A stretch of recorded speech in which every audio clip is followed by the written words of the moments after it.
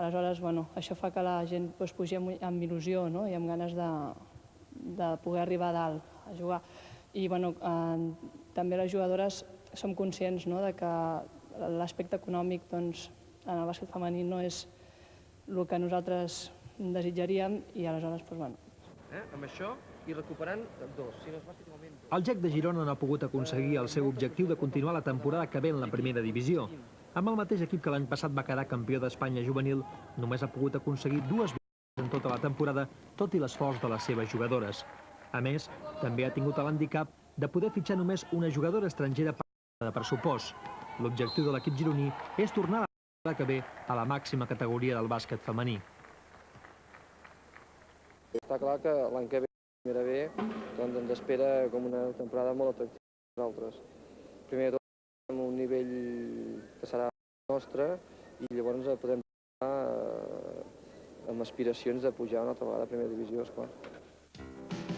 La temporada que ve la primera divisió es dividirà en 2 sèries. En la U hi jugaran Dorna Godella, Xerox Vigo, Canoe, Banco Zaragozano, Prica Manresa, Navarra, Cepsa Tenerife i Banco Exterior, l'equip de la Federació Espanyola.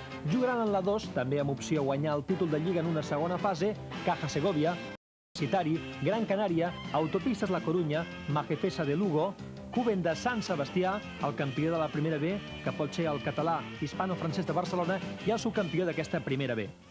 Problemes que la competició no tingui interès és que alguns partits, o bastants, se sap ben qui els guanyarà. Llavors és important que els equips més forts juguin entre ells i més fluixos també. Per tant, sí, jo crec que amb això es aconseguirà almenys un primer grup més igualat.